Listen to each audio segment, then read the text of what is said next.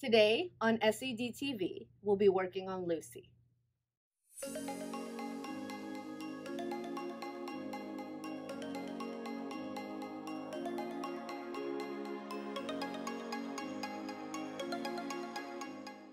Let's begin by taking our back bodice pieces and placing them right side together.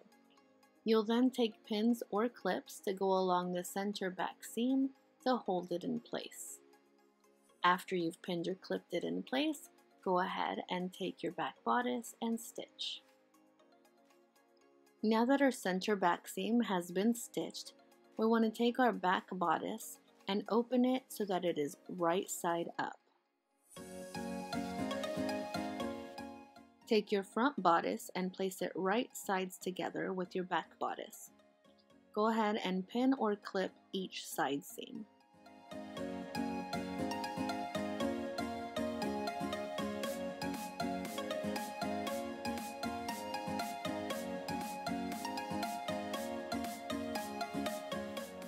After you've pinned or clipped both side seams, you'll take it to your machine, stitch, and set aside.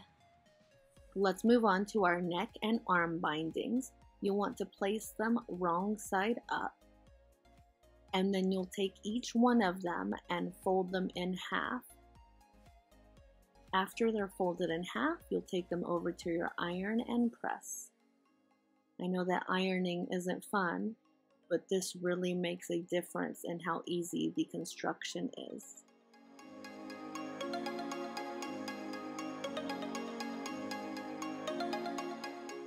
I have now pressed all three of my binding pieces.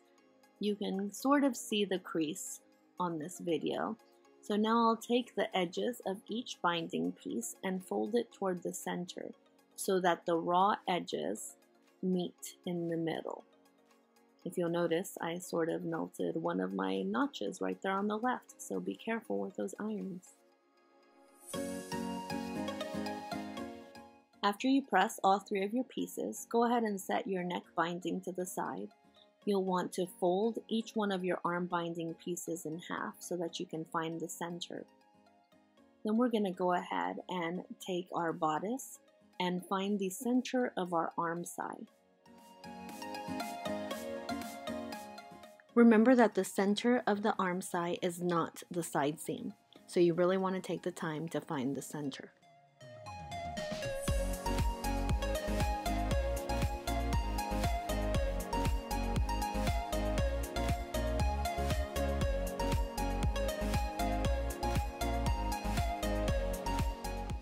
Now that we've found the center of our arm side and our arm binding, we'll take the right side of our arm binding to the wrong side of the bodice and match those center clips or pins. Then take the edges of the arm binding and match it to the edges of our arm side. Continue pinning the rest of the binding to the arm side. Make sure that when you are pinning or clipping it that you stretch the binding and not the arm side. Repeat these steps with the other arm and then stitch in the crease that is closest to the raw edge of the arm side. Now that you've stitched your binding, you're going to take the seam allowance and push it towards the binding.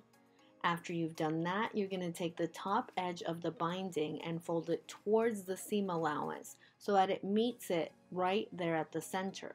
Then take it and fold it over so that it encloses your seam allowance and that stitch that you made.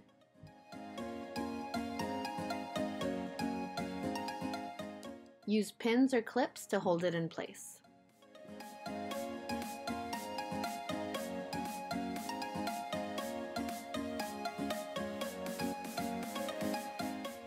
Be sure to use plenty of pins or clips so that it doesn't move. After you've done this, go ahead and take it to your cover stitch or your sewing machine and edge stitch. After you've stitched your binding, take your bodice and set it to the side. Get your neck binding and put the short edges right sides together. You'll want to pin or clip them in place, then stitch to create a continuous circle. Now that our neck binding is stitched into a continuous circle, I normally turn it so that that seam is lined up with the center back. It makes it easy to align the other notches as well. So line up your center back and your 2 back notches and your 2 front notches with the neckline.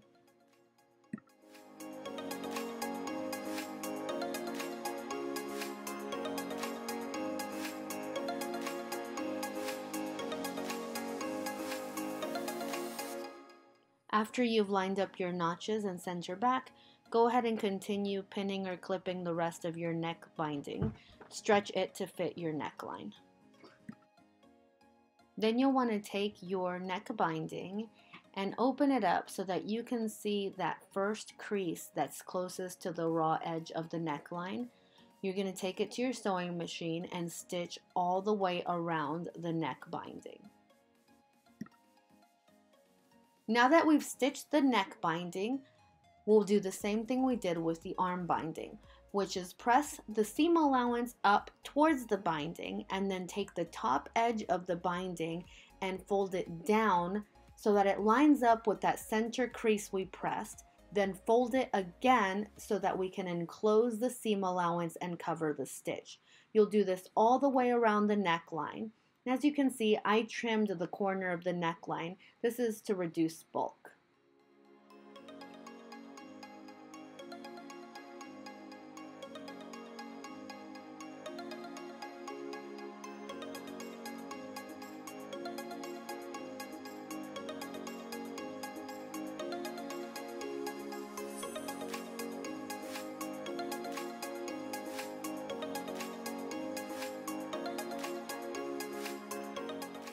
Now that you've pinned or clipped your neckline, take it to your machine and edge stitch. There it is, my completed neck binding. I used my cover stitch on both the neck binding and my arm binding just because I like the way it looks, but you can definitely use your regular sewing machine. The last thing we'll need to do is hem the bottom of our shirt. So I'll fold it up 1 inch and go to my cover stitch and finish it off. And just like that, we finished Lucy.